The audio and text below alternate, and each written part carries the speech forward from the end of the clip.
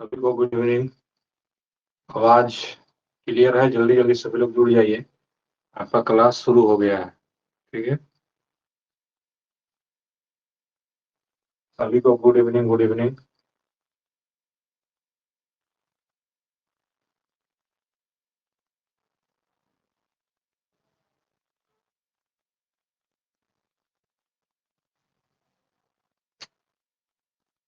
चलिए आगे बढ़ते हैं। आज कल जहाँ तक पढ़ाए थे उसके आगे जो अगला चैप्टर है आपका, उसके बारे में आज डिस्कस करेंगे। ग्रुप में मैसेज कर दीजिएगा अपराजिता, क्लास शुरू हो गया है। उसके बाद हम लोग आगे की ओर चलेंगे। ठीक है, आज आपको हम बोले थे कि ब्लूम का वर्गीकरण पढ़ाएंगे, तो आज इसी को हम लोग शुरू करते हैं। ठीक है, Bloom taxonomy. Bloom taxonomy Bloom taxonomy. ठीक है, ब्लूम टैक्सोनॉमी क्या होता है उसके पहले आपको जानना होगा कि इस टैक्सोनॉमी को देने वाले कौन थे, यह सिद्धांत को देने वाले व्यक्ति कौन है। अगर इसके बारे में अगर आपको अच्छे से जानकारी हो जाएगा तो आपको ब्लूम्स टैक्सोनॉमी बहुत आसानी से क्लियर होगा। ठीक है, आइए इसके बारे में पहले हम आपको बताते हैं कि ब्लूम्स टैक्सोनॉमी को कौन दिया है। ठीक है, तो ब्लूम्स टैक्सोनॉमी का जब बात आता है तो इसके देने वाले जो व्यक्ति हैं उनका नाम है डॉक्टर बेंजामिन ब्लूम। ठीक है, डॉक्टर बेंजामिन ब्लूम। साथ में आप नोट करते चलिएगा सारा चीज। ठीक है, डॉक्टर बेंजामिन ब्लूम। ठीक है, डॉक्टर बेंजामिन ब्लूम जो थे, डॉक्टर बेंजामिन जो ब्लूम थे, इनका जन्म कहाँ हुआ था और इनका मृत्यु कब हुआ था, इस चीज को आपको जानना होगा। ठीक है, उसके बाद आपको यह क्लियर हो जाएगा कि बेंजामिन ब्लूम से क्वेश्चन जब पूछेगा कि कहाँ के रहने वाले हैं या यह इनका योगदान है मनोविज्ञान में, यह आप आसानी से समझ जाइएगा। ठीक है, आइए इसके बारे में हम डिस्कस करते हैं। इनका जो जन्म हुआ है डॉक्टर बेंजामिन ब्लूम का, यह कब हुआ है इसको भी आप नोट कर लीजिएगा। ठीक है, इनका जन्म हुआ है 11 फरवरी 1913 ईस्वी को। इनका जो जन्म हुआ है वह हुआ है 11 फरवरी 1913 ईस्वी को, और मृत्यु जो हुआ है वह फिलहाल में हुआ है 13 सितंबर 1999 ईस्वी को। 13 सितंबर 1999 ईस्वी को इनकी क्या हो गई, मृत्यु हो गई। ठीक है, 13 सितंबर 1999 ईस्वी को यह दुनिया से चल गए। ठीक है, कहाँ के हैं यह, रहने वाले हैं, स्थान लिख लीजिएगा, यह रहने वाले हैं अमेरिका के। अमेरिका के निवासी हैं, अमेरिका के निवासी हैं। कहाँ के हैं, अमेरिका के निवासी हैं। इनके द्वारा एक प्रसिद्ध पुस्तक भी लिखा गया है, एक पुस्तक भी, एक बहुत प्रसिद्ध पुस्तक लिखे हैं, उसका नाम क्या है यह भी आप नोट कर लीजिएगा। साउंड ये सब क्लियर है? कोई दिक्कत हमको नहीं लगता है कि होगा। साउंड ऑन क्लियर है ना? अगर जल्दी जवाब दीजिए तो। साउंड ऑन सब क्लियर है ना?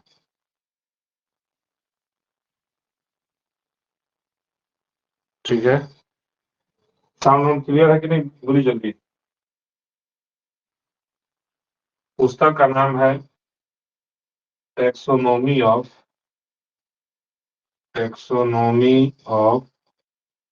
Educational objective. एजुकेशनल ऑब्जेक्टिव, यह इनका पुस्तक है जो लिखे हैं इन्होंने 1956 ईस्वी में। ठीक है, यह इनका बेसिक जानकारी है, और यहाँ से आपका एक क्वेश्चन जेटेट और सीटेट में आएगा। ठीक है, बोर्ड और पूरा आपको सब क्लियर दिख रहा होगा, सब आपका अच्छा है, कौन सी दिक्कत है नहीं। आप इसको जल्दी नोट कीजिएगा जितना बोर्ड पर लिखे हैं। ठीक है ना, ब्लूम टैक्सोनॉमी आपका चैप्टर है। यह आपका डॉक्टर बेंजामिन ब्लूम ने दिया है। इनका जन्म 11 फरवरी 1913 ईस्वी को हुआ है।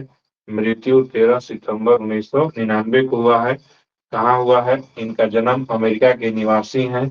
इनके द्वारा एक पुस्तक लिखा गया है जिसका नाम है टैक्सोनॉमी ऑफ एजुकेशनल ऑब्जेक्टिव। यह पुस्तक 1956 ईस्वी में प्रकाशित हुआ है। अगर आप लिख लिए हैं तो बताइए, आगे की ओर हम लोग चलेंगे। ठीक है, आगे की ओर हम लोग अब चलेंगे। ठीक ना, हो गया सबका नोट? हो गया नोट, है ना? हो गया सबका नोट? जल्दी बोलिएगा। नोट हो गया? जितना बात बोर्ड पर लिखा हुआ है नोट हो गया? गुड, हो गया। चलिए आगे देखिए। चलिए आगे लिखिएगा। लिखिएगा डॉक्टर बेंजामिन ने, नीचे लिखिएगा डॉक्टर बेंजामिन ब्लूम ने ना, डॉक्टर बेंजामिन ब्लूम ने डॉक्टर बेंजामिन ब्लूम ने इस वर्गीकरण को डॉक्टर बेंजामिन ब्लूम ने इस वर्गीकरण को डॉक्टर बेंजामिन ब्लूम ने इस वर्गीकरण को 1956 ईस्वी में दिया है। ठीक है, पहला पॉइंट आप लिखिएगा। डॉक्टर बेंजामिन ब्लूम ने इस वर्गीकरण को 1956 ईस्वी में दिया है। ठीक है, दूसरा पॉइंट, इनका मानना था कि इनका मानना था कि बच्चों को रटाकर अधिगम नहीं करवानी चाहिए। इनका मानना था कि बच्चों को रटवा कर अधिगम नहीं करवाना चाहिए। इनका मानना था कि बच्चों को रटवा कर अधिगम नहीं करवाना चाहिए। ठीक है, अगला पॉइंट, ब्लूम ने इस वर्गीकरण का निर्माण ब्लूम ने इस वर्गीकरण का निर्माण ब्लूम ने इस वर्गीकरण का निर्माण सोच के उच्चतर स्तरों सोच के उच्चतर स्तरों ब्लूम ने इस वर्गीकरण का निर्माण सोच के उच्चतर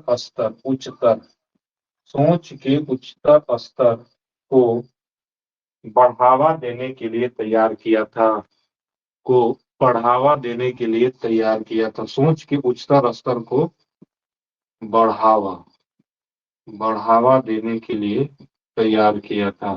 ठीक है, बढ़ावा देने के लिए तैयार किया था क्या चीज? ब्लूम्स का टैक्सोनॉमी। सोच के उच्चतम स्तर को बढ़ावा देने के लिए यह यह ब्लूम का वर्गीकरण दिया गया था। क्लियर है ना? जल्दी बोलिएगा। यहाँ तक किन्हीं को कोई आपत्ति नहीं होना चाहिए।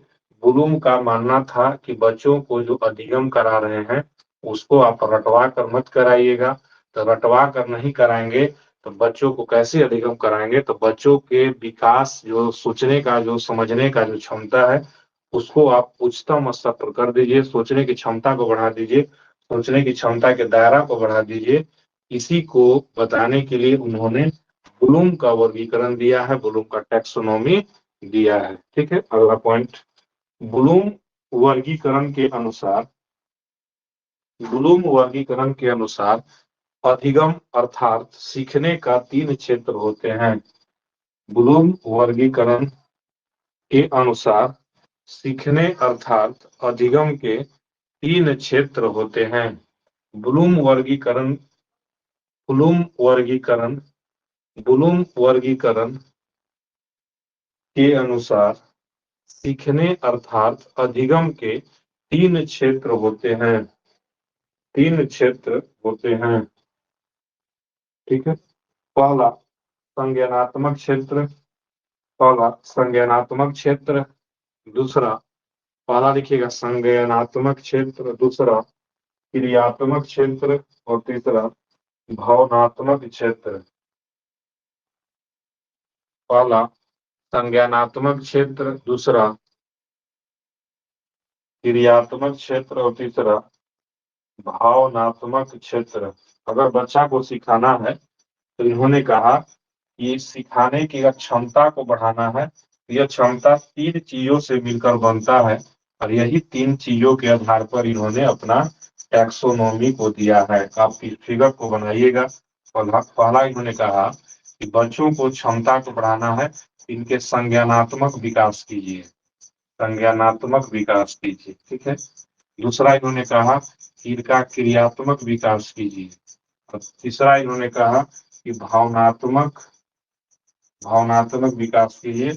और जब इन तीनों को सम्मिलित रूप से जब हम बच्चों में या किसी भी व्यक्ति में भी अगर हम इन तीनों का विकास कर देते हैं तो उस आधार पर बच्चों को अधिगम कराने के लिए उनको रटवाना नहीं पड़ेगा, बल्कि उनको समझाकर आप आसानी से कोई भी चीज सिखा सकते हैं, ठीक है। तो अब संज्ञानात्मक और क्रियात्मक और भावनात्मक कैसे काम करता है, इसके बारे में हम लोग बारीकी बारीकी से पढ़ेंगे। यहाँ तक आपको समझ में आ गया होगा कि ब्लूम वर्गीकरण देने का एक ही उद्देश्य है कि बच्चों को रटवा कर शिक्षित नहीं करना है, बल्कि बच्चों को सोचने समझने की दायरा को बढ़ा देना है। और उसके लिए ब्लूम ने 3 चीजों के बारे में बताया है। पहला है संज्ञानात्मक, दूसरा है क्रियात्मक और तीसरा है भावनात्मक। हाँ या ना, जल्दी बताइएगा।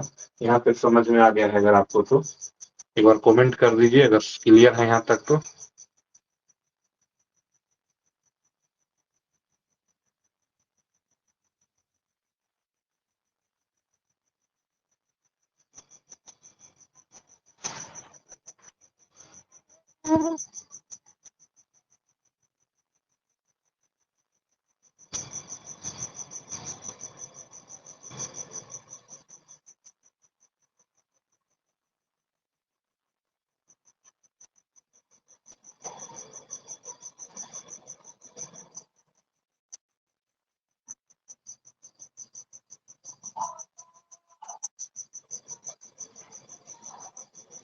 चलिए, पहला हम लोग समझेंगे संज्ञानात्मक, ठीक है।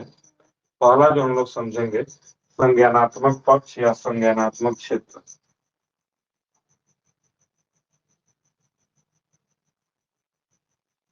ध्यान से समझिएगा। वर्गीकरण का मतलब होता है अलग अलग बांटना। तो इन्होंने संज्ञानात्मक क्षेत्र को भी बांटा होगा, देखिए कैसे बांटा है, पहले समझिएगा। संज्ञानात्मक क्षेत्र, संज्ञानात्मक क्षेत्र लिखेगा इसके अंतर्गत, लिखते चलेगा साथ में। इसके अंतर्गत इन्होंने 6 क्षेत्र के इसके अंतर्गत इन्होंने 6 क्षेत्र के रूप में 6 क्षेत्र के रूप में वर्गीकरण किया है, वर्गीकरण किया है, वर्गीकरण किया है, ठीक है। कैसे वर्गीकरण किया है? पहला लिखना है ज्ञान, नीचे से चलेंगे ना, नीचे से लिखते चलिएगा। अब उधर जगह छोड़िएगा, उधर हम लिखवाएंगे कुछ कुछ बात, जगह कॉपी में छोड़कर लिखेंगे, क्योंकि अभी आपको इस ज्ञान के बारे में इधर 2-4 पॉइंट लिखना है। यहाँ बॉक्स बना लीजिएगा, अब उस बॉक्स में हम ज्ञान के बारे में आपको लिखवाएंगे समझाकर, तब आपको आसानी से इस वर्गीकरण के बारे में आप समझ जाइएगा, ठीक है। दूसरा था इनका समझ बूझ। दूसरा इन्होंने कहा कि दूसरा जो वर्गीकरण किया समझ और बूझ के आधार पर, यहाँ भी एक आप बक्सा बना लीजिएगा जिसके बारे में हम लिखेंगे। तीसरा इन्होंने कहा अनुप्रयोग।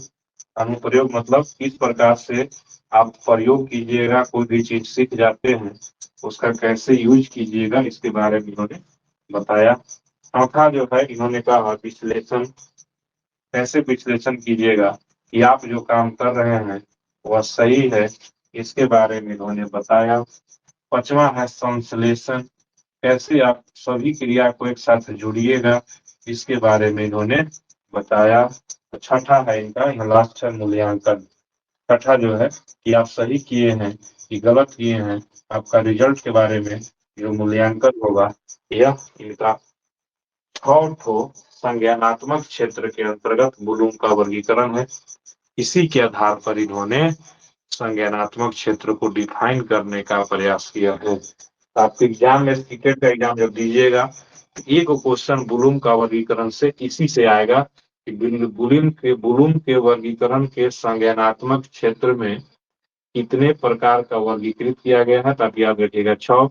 तीसरा स्टेप पर क्या है, अनुप्रयोग याद कर लीजिएगा। पहला पर ज्ञान होना चाहिए, क्योंकि संज्ञानात्मक का मतलब ही आप जानते हैं कि ज्ञान होगा। ज्ञान आने के बाद उसमें अंदर में समझ बूझ है। और आपको भी बता दिए हैं कि ब्लूम का मानना है कि बच्चों को याद करा कर नहीं कुछ कराना है, उनको सोच की दायरा को बढ़ाना है। तो सोच की दायरा बढ़ाने के लिए क्या करना होगा, समझ बूझ पर काम करना होगा। उसके बाद उसको प्रयोग करने सिखाना होगा।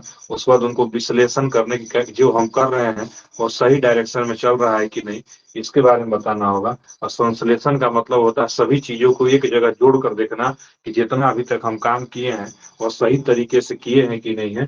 और उसके बाद रिजल्ट की प्राप्ति होने के बाद मेरा क्या सही क्या गलत का जब रिजल्ट प्राप्ति हो जाता है तो उसी को हम लोग मूल्यांकन कहते हैं। तो आपको उम्मीद करते हैं कि संज्ञानात्मक क्षेत्र का वर्गीकरण जो किए हैं ब्लूम 6 भागों में, ये आपको एग्जाम तक याद रहेगा। उसके बाद आप भूल जाइएगा, कोई दिक्कत नहीं है, लेकिन एग्जाम तक याद रखिएगा। और संज्ञानात्मक क्षेत्र का एग्जाम एक ही कॉन्सेप्ट याद रखना है, पूरा अगर चैप्टर एग्जाम में नहीं याद है बस इतना याद रखिएगा तब क्वेश्चन सही बन जाएगा।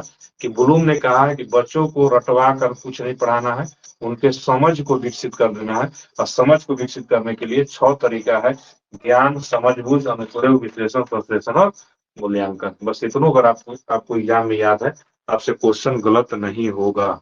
इतना लिख लिए हैं कि जो बक्सवा खाली रखवाए थे यहाँ पर हम डिस्कस करेंगे। जल्दी लिखिएगा इतना बात अगर आप लिख लिए हैं तो बक्सवा में लिखवाएंगे।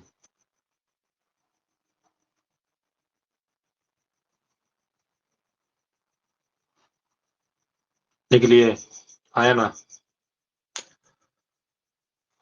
बोलिए जल्दी। हो गया यहाँ तक? आया ना, आया ना, आया ना, आया ना? यस। ज्ञान में लिखिएगा आंकड़े या जानकारी प्राप्त करना। आंकड़े या जानकारी प्राप्त करना, बॉक्स में जो लिखवाए थे। ज्ञान में लिखे आंकड़े या जानकारी प्राप्त करना।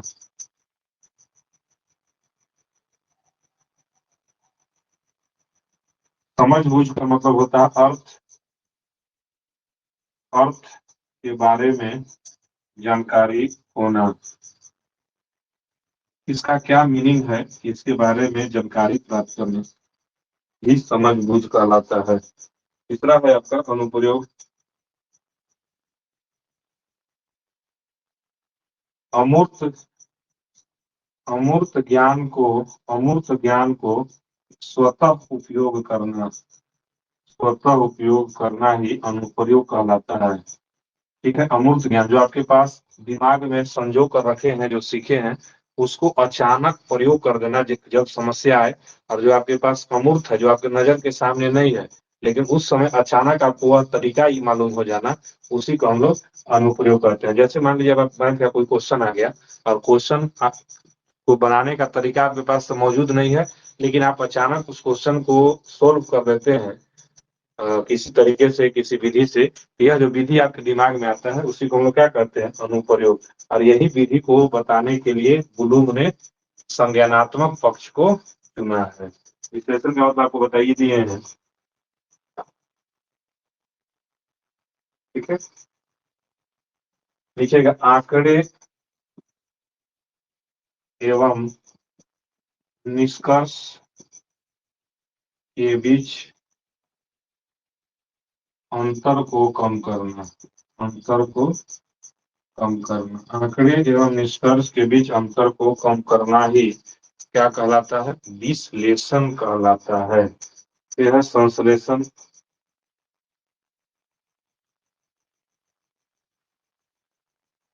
संश्लेषण का मतलब सभी को जानते हैं, सभी आंकड़ों को